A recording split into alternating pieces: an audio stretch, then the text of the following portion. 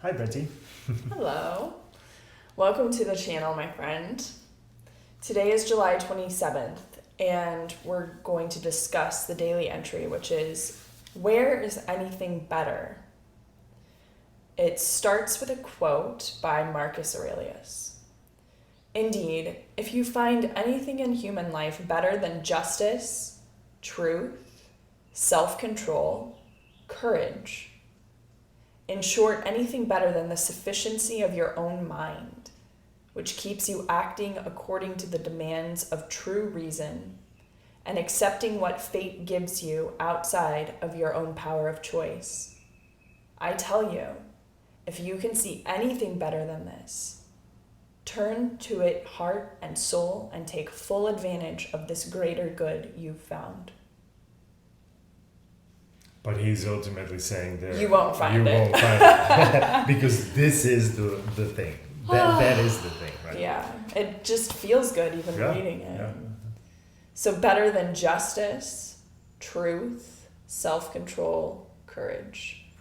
Those are the four main virtues. And those are the virtues that Ryan is writing. Truth?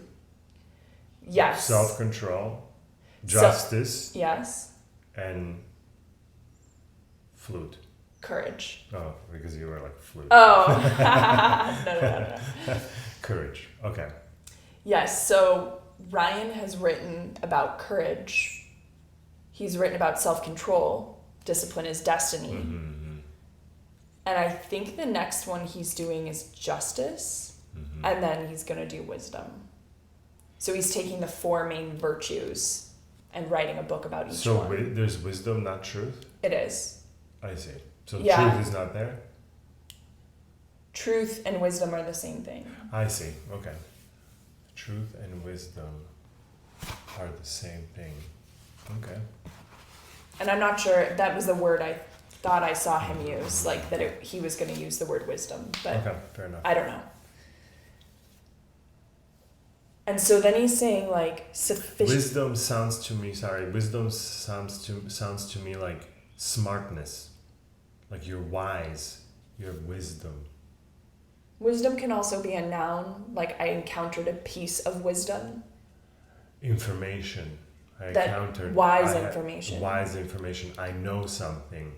It doesn't need to be attached to I know something. Mm-hmm. It can just be a noun that's like the piece of wise information. And what would we call wisdom? Knowledge is knowledge about truth. Yes. So then wisdom somehow is intertwined with truth through there. I think they're like mostly synonyms of each other. It's like a piece of knowledge that is wise or a piece of knowledge that is true.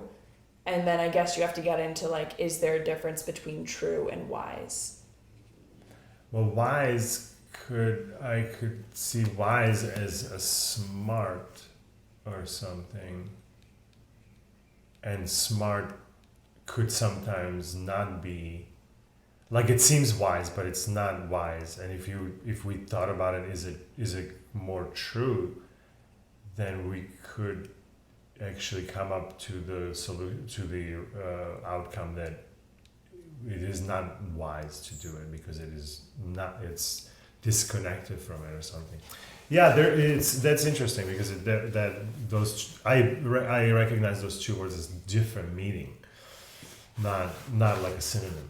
But okay, that's just maybe internally in me. I need to maybe just think about. I haven't they don't sit. Mm-hmm. They don't sit differently emotionally in me, Mm-hmm. and I haven't like gone down to the bottom of the rabbit hole of like Mm-hmm. etymology and what they both mean and like what the connotation is different. Like I could see that the connotation could feel differently to someone else. Yeah, no worries. Let's keep going. Yeah, because that's even just let's like not get stuck on it. I know, right? Let's keep going. Yeah, in short, anything better than the sufficiency of your own mind. So I love that he says that, like, sufficiency of your own mind is like when I'm living by these virtues. Then my mind is like sufficient. It's not, there's been other times in my life where my mind has felt very much like not enough or something. No, it's just felt like other people had control over my mind. I see. I gotcha. Okay. Other people had the power to make my mind go have this thought pattern for a week now, or feel this feeling for the rest of the day. Yeah. And so it was not self-sufficient. It wasn't this mind that was. Or maybe, but I gotcha. So like you thought it, or like you were using the mind as it was not self-sufficient. You needed something outside of it. Your belief during that time must have been that it's not sufficient. Or perhaps it's more like the way that it feels is like I was giving my power away. I was giving other people the power to influence my mind. Right. So it was not self-sufficient. Right. I didn't know that. So I was asking like, why were you giving that away? Because what was the belief there? Like, I mean, there was many different beliefs. Maybe you don't know and they know better, so you had to. No? I mean, but it wasn't necessarily in regards to knowledge. I was giving my power away in the sense of like somebody would talk to me a certain way and I would have a really strong emotional reaction to it. Like this situation would happen and my reactions to the situation were like totally overreactive, out of control, this type of stuff. So I'm giving my power away to those other situations or people and saying, you have the power to now influence my mental state and how I'm like all my frameworks, everything in my mind, you have the power to do something with. And when I hear like sufficiency of your own mind, to me, it's like this sigh of relief of like, yes, let me take my power back and say like, no, like you don't have the power here. What has the power here is justice, truth, self-control, and courage. And those keep me in this protected state where other people no longer have that influence over me. Situations don't have that influence over me. Now, I'm not there, but I can feel like experientially, like I'm not living my life, like I'm still giving my power away. But I can see in what he's talking about here, like I can see how this is true. Like I can see how this works. And I'm like, ooh, I can see how I'm like moving more in that direction. That's wonderful. That's great. Do you see that?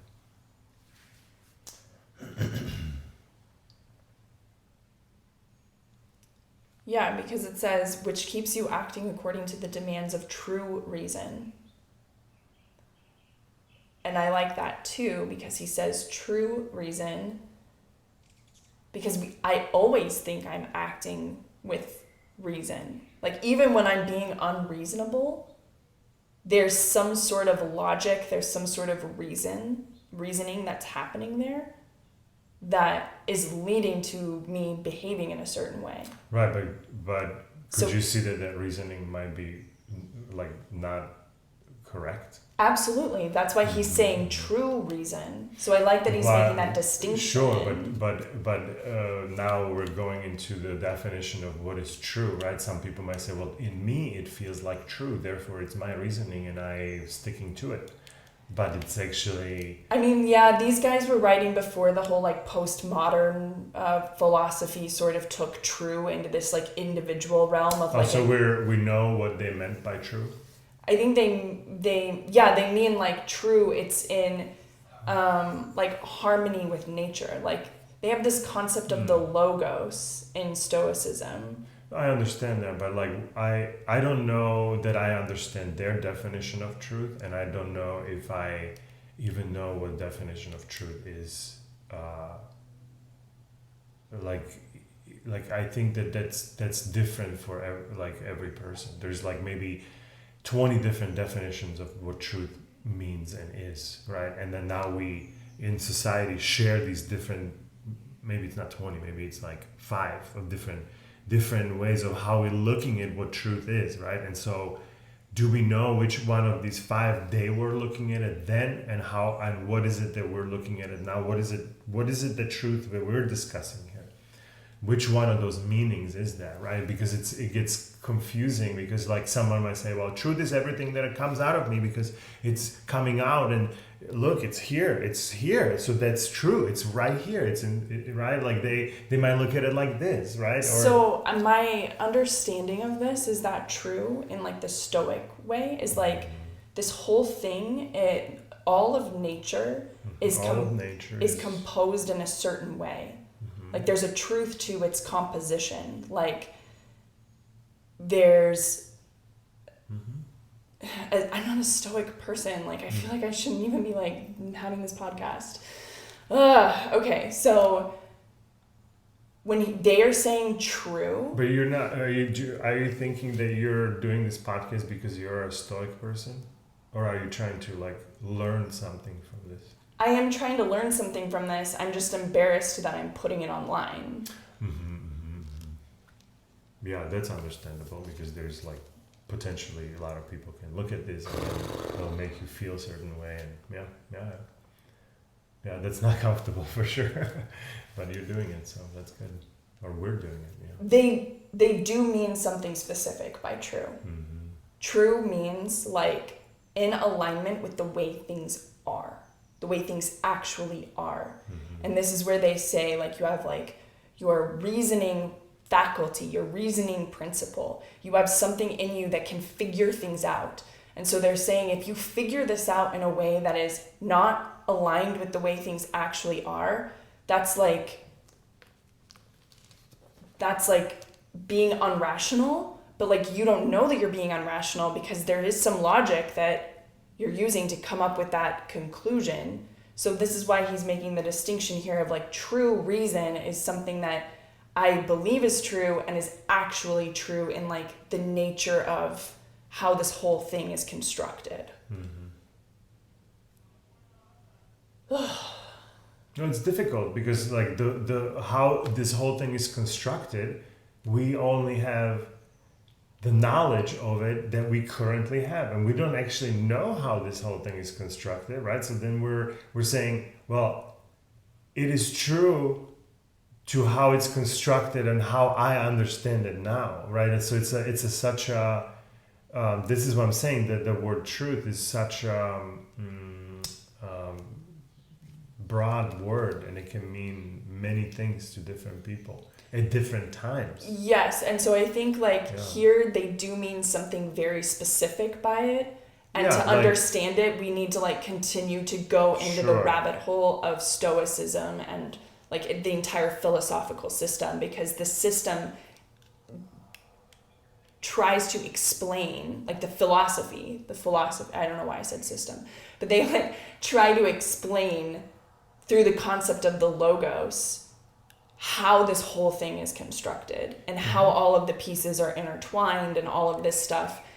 And like, of course, it's a philosophy. So like this sits alongside any other philosophy that's totally different, maybe. Well, and they're all pointing to the same thing. Like even non-duality, they just use like different words like consciousness and like the nature of consciousness and like. But truth, for example, as well, right? But then truth in non-duality means something much not larger, but like a lot more inclusive or something, you know. So I think Stoicism is inclusive too. It's just talking about each one of the parts. It seems like it's more complicated because it's like they're talking about the pieces inside of consciousness, versus non-duality seems like a lot more simple because it's like, well, there's this one reality, there's this one thing that everything plugs up into, and if you live your life knowing that this is true at all times, and you can see like the person in the car next to you as part of this same thing, and you can see your spouse when you're in a fight with them as part of this same thing, and we all share this reality. And I'm not different, I'm also just part of that reality. Like then you would be living the same way as a Stoic person, but the Stoic person arrives there. Like these guys are like meticulous. They arrive there from different places. And that's the thing. It's like really what we call philosophy is how the system works. How does this work? That's philosophies, right? And now this does not work one way, right? So therefore we have many philosophies, but they're all pointing towards that one thing of what the heck is this and how does this thing work, right? So none of them are 100% correct, none of them, and they all have some truth in them, and most of them have a lot of truth in them, but none of them are true. But all of them together are more close to true of what. Seems what like is. they can't be true because they're like a model. The second we put second we put one thing at the top of it, that already it does not equal truth. But they are pointing to. They're truth. all pointing to truth. Yeah. Yeah. But none of them actually is truth. Yeah.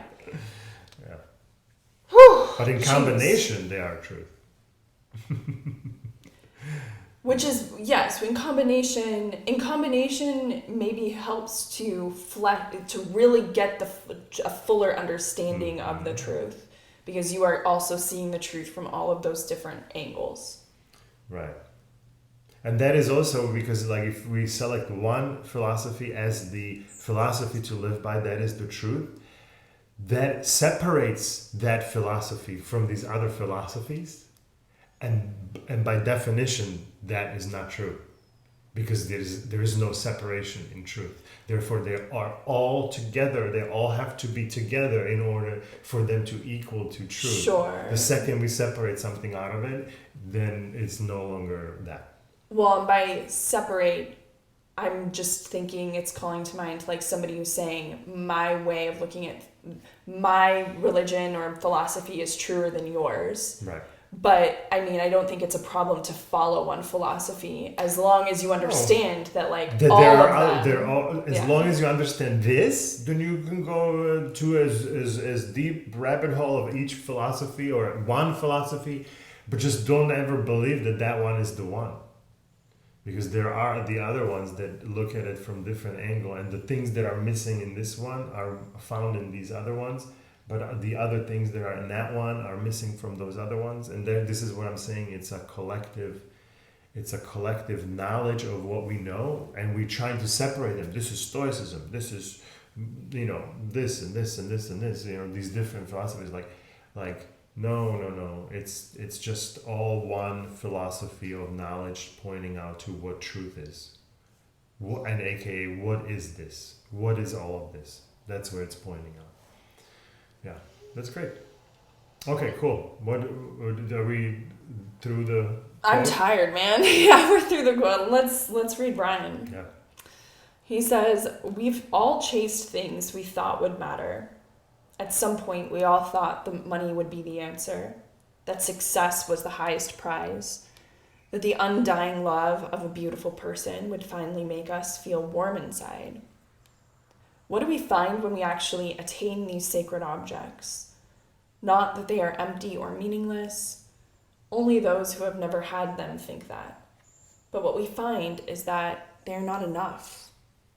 Money creates problems. Climbing one mountain exposes another, higher peak. There is never enough love. There is something better out there. Real virtue. It is its own reward. Virtue is the one good that reveals itself to be more than we expect, and something that one cannot have in degrees. We simply have it or we don't. And that is why virtue, made up as it is of justice, honesty, discipline, and courage, is the only thing worth striving for."